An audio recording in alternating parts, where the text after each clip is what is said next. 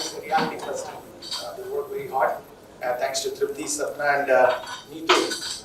And of course, the extended reality team for always convening a great event. So a weekend ago, I had the honor of attending the 4th Global Renewable Energy Investors Conference in Ahmedabad, and where our leader, Prime Minister Modi ji, shared actions that this government has taken in the first 100 days in support of Viksit Bharat 2047. So that's a date that I closely track, because we are all trying to get to 2050, net zero by 2050. So 2047, I hope India gets it, so we can actually be ahead of the curve for the rest of the world. So one thing he said there caught my attention. He said the PM Surya free electricity scheme will make every homeowner not only a power consumer, but also a power producer. That's a very powerful vision, a powerful outcome that we know that this country needs. This is why. If you think about what that means what it means actually for the future of India is that it is about autonomy and upward mobility for every person in this country. Not just for someone, but every person. And then everyone here also knows that it's critical to decarbonization. Without clean energy, there is no decarbonization. And we cannot have the Viksit Bharat without decarbonization. So with that background, I always start with my personal story. So as a boy growing up in Chennai, we had very little. But today when I look around, I see so much wealth around so many people. But growing up in Chennai, I always remember the moments that we had very little. But fascinatingly, like all of your parents, my parents also made it work by forging a lifestyle where we did not feel the impacts of the environment, impacts of all the deficiencies, but ultimately delivered an improved quality of life in spite of the system that we have actually been experiencing. So it's a phenomenal work that's done by our parents, and I hope they'll take their responsibility seriously and pass it on. Now, the idea that a kid growing up in India in the near future will be able to thrive because of a transformation in how we protect and regenerate our resources, and in the pace at which we are able to eliminate emissions, the GHG emissions, is extraordinary. The children of India's future will have agency. And as long as our leaders, of course like our Modi ji and many more, remain committed to a sustainable and a renewable energy revolution, our children will have rights, resources, and the ability to retain prosperity in perpetuity. However, this notion of personal agency will only be a reality if all of us dedicate ourselves to the acceleration of net zero, India and the world. And that's exactly what I decided to do when I founded the Global Network for Zero along with my partner, Sarah Merix. And we are very proud that the world's premier net zero leadership network, and as an independent certification body, we are here to deploy all the lessons that I have learned during my previous position as the president and CEO of US Green Building Council, and also a significant player in the green building movement, to actually expand and grow that awareness that came from the adoption of LEED from 15 to almost 182 countries and territories, and in the process of creating a $2 trillion market. So when I started, I looked at the Paris Agreement. I looked at the deadlines. I did the math. And it became very clear that we are not going to hit our targets of 1.5 degree or net zero if we don't change the incentives and accelerate the work we are doing to decarbonize. It's as simple as that. Now, is the Global Network for Zero, GNFC, the only entity or the organization pointing out to the need for a greater sense of urgency on this topic? Absolutely not. But what sets our work apart from other certification bodies is our methodology. First, we focus on all three scopes. Scope 1, Scope 2, Scope 3. There is no net zero without eliminating Scope 1, 2, and 3. Obviously, for the people who are new to this topic, you can read the slides. Now, being in real estate, you know that you have pursued green building certifications, and if you could be IGBC certified, you could be LEED certified, recently more EDGE certifications I see. So, or even if you have never pursued certification for your real estate asset, we have designed a process that allows you to start anywhere and end it to zero. Our goal is to align everything up to zero by 2047 from this country. So we have created an incremental path that is affordable, accessible, and brings net zero within reach for all.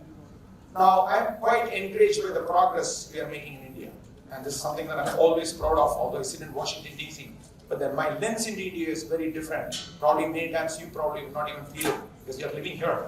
But when I look at it, I see extremely proud that we continue to make progress in this country. And here I'll tell a couple of examples. Now, this is crucial because we are looking at an unprecedented engagement from all our CRE leaders, irrespective of the sector, be it residential, be it commercial, be it manufacturing, be it hospitality, be it retail, and much more. And we are rapidly building the net zero movement. Here the B is the Indian subcontinent is doing a great job at it. Now, for example, we have partnered with Mindspace Suite to help advance the goal of certifying their portfolio to net zero by 2042. And with famed diamond brand, Sri Ramanujan Exports SRK, we have successfully helped them accelerate their 2030 net zero certification goal for their two diamond crafting facilities, SRK House and SRK Empire, at least 6 years before the target. We got it done earlier this year in 2024. So we are proving it's possible. Mindspace and SRK are great examples of leaders I work with while at USGBC, and 99.9% of Mindspace portfolio is green certified, and SRK's buildings ranks the highest 2 LEED Platinum buildings in the world. So when you hear about these examples, it's quite inspiring. So of course, over these years, they have continuously raised the bar for their sectors and for the market, and of course for the greater industry. And when it came to time to fully decarbonize, they pursued their net zero target with a clear focus on acceleration, and that became the next natural step. So, and this is what we are endeavoring to do with so many great leaders around the country who have already heeded the call to action once before, and many whom I have personally worked with in actually helping them to get to green buildings. And then we are looking forward to working with them to really get to the next phase of the total decarbonization of it, which is net zero. So take DLF for example. I heard a couple of people quote DLF in the previous session, particularly the storytelling part is the best story that you will hear. That when I was at USGBC, I worked closely with DLF to get them to 45 million square feet of LEED Platinum rented space. That's not an easy feat. It sets a benchmark for the globe. So it's a congratulations to the leadership team at DLF. And I'm also proud to say that LEED Zero, which we conceptualized at that time, is now widely adopted by DLF. And they have become the single largest contributor responsible for India's position as #1 in net zero buildings. Then there is Tata Housing, who we partnered with about 6-7 years ago to bring about 20 million square feet of LEED and WORLD certified spaces, of course green homes that are both sustainable and healthy homes. And then Godrej Properties in 2010 committed to certifying every project they developed to a green building program. Now, ITC Hotels, we have heard that story many times, but here it is again. Their entire portfolio is LEED Platinum certified. And they also have the world's first 12 LEED Zero carbon hotels and the world's first 4 LEED Zero water hotels, signifying their intent to pursue further elimination of emissions across their portfolio. And of course, there is this iconic M3 India. M3 India is an international financial center, the IFC, right here in Gurgaon, which achieved LEED Gold and is now propelling themselves forward, setting their sights at zero. These are great examples for you to emulate, follow, or to benchmark, and to actually leapfrog. So it's exciting to see these kind of progress. So of course there are projects all over Delhi, all over India, all over the world, that by taking this approach, they can quickly, through an incremental approach, get to this big target of zero. Now that is exactly what we need more for, and this is what as GNFC we are committed to deliver. And we are recognizing and realizing and experiencing this shift. This is extraordinary. And